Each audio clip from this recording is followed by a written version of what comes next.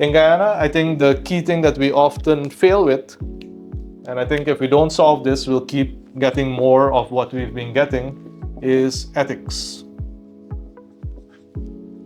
And for ethics, I want you to think about it this way. And ethics, you have the things that are right and then the things that are wrong. And again, you can do things that are super right, where you didn't just do it for yourself, you did it for many other people, or you can do wrong things, and then you can also go overboard with wrong things, where you're not just harming yourself, you're harming others, and maybe you're harming a whole country as well. There will be this line here where when you're standing here, you can kind of figure out that I'm right on the border. Because a lot of people love to live in this gray area where they think, well, I'm doing this thing to benefit myself. And they don't think about all the harm that they're causing. So for something to be ethical, there must be no harm. No harm to yourself, no harm to others. It's a very quick way to think about it. Is what I'm doing going to harm myself or others? If the answer to that is no, fantastic, good. How is this beneficial to myself and others? Right? So it cannot do any harm, and it must be beneficial for yourself and others.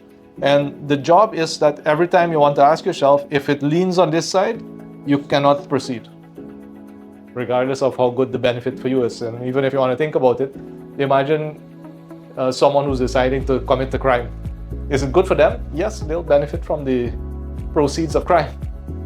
Is it good for the other party? No, of course not. So that is absolutely wrong. Right? So choosing what is right is not, it's supposed to be easy, yet very often it's not. You go to the store and you paid for something and they give you a change, and the change is more than it's supposed to be. What should you do? You can benefit from it by walking away, but is that beneficial to the person who has just given you the wrong amount of change? No. So that's wrong. Can you stop in your tracks and say, hey, I think you made a mistake, please check this back? That would be the right thing to do.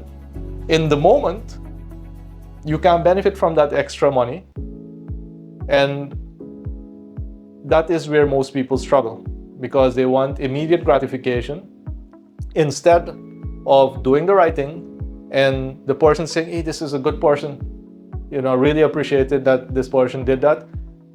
Next week, I might actually know, hey, this person usually buys this thing and we're almost sold out. I'm going to put it aside because this is a good portion. I want to make sure this person gets to benefit from that thing. You cannot ever experience those benefits if you live on this side. And that is what Guyana really struggles with. Too many people are doing small, medium, and very big wrong things, and then they complain that nothing good is happening for them. It is impossible for something good to happen for you if you do these things here. And I'm not a saint. I myself have stood at this point many, many times. And that's when I think about the phrase, this is Guyana. And when we say this is Guyana, we usually don't mean it in a good way. We mean that everybody does the wrong thing, therefore it's okay for me. And I'm talking about, things like speeding when, I know it's wrong, but everybody's speeding. Or, even having to pay for a speeding ticket, and then the person who's in charge of that speaks in a way that makes you think that they want you to induce them, and then saying, well, please just give me the ticket, that I don't get involved with things like that. Those are decisions that you have to learn to make in order to get the respect and also that positive energy that is required for good things to happen for you. And in Hinduism, this falls under the subject as well of karma. And every wrong thing you do will follow you. Every right thing you do will also follow you. So in order for us to get to a place where we can get to an excellent Guyana, I've gave you my definition. You need to also look at what's your definition, and if it aligns, like, do you really want to be in a country where you can really get the goods and services that you're expecting in a professional way by people who are really committed to serving each other, to delivering value, and who choose to do what is right? Because doing what is right compounds, doing what is wrong compounds as well. And if you open your social media, you'll see how much we've compounded the wrong, right? Just look at Facebook and look at 10 posts and see how much of it is the compounding of wrong. And if we really want to get here, then we need to start compounding what is right. And doing what is right starts with you. It starts with me. And it takes energy, it takes effort, and then it gets bigger and it compounds and it compounds. And then good things start happening that you have no clue of how it came about. Yet, it's a domino effect. It's the little right decision that you chose to make a year ago, 6 months ago, 10 years ago, that now keeps compounding and compounding.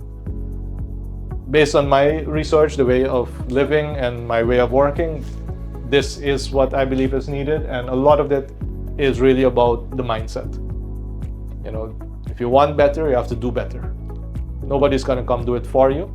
And I wanted to share with you a quick framework. So measure yourself on your own competence.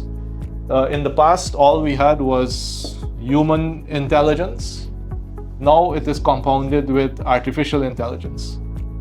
And that is basically the all human knowledge that was ever generated now available at your fingertips. So there should be no reason why the level of intelligence you have cannot be turned into competence. For those of you who've been using some level of AI, just ask it, what is a positive obsession based on everything that AI knows of you already that you could really focus on, that would use passion, use your energy, and help you focus on it. And then, of course, I love AI for this specific reason here. There should be no reason why you ever choose to do wrong anymore. If whenever you're in doubt, turn on your AI and talk to it and say, this is happening, these are my options, what is right and what is wrong. Right? So if you ever had the excuse of, well, I didn't know, and this is Guyana and everybody doing it, just ask it. Right? Because the thing I love about AI for now is that it is programmed to give you ethical answers, not programmed to be able to tell you to do the wrong thing. And it will quickly point out to you when it is wrong. Right? So use the tools at your disposal. AI is a tool. It will only be as good as the user puts it to use. Apply this to your life. If you have any questions, reach out. I thought I'd share this with you. It's been really, really powerful in my own life and the lives of the people that I've been working with. And I do want to live in an excellent Guyana. I'll do my part. Can you do yours?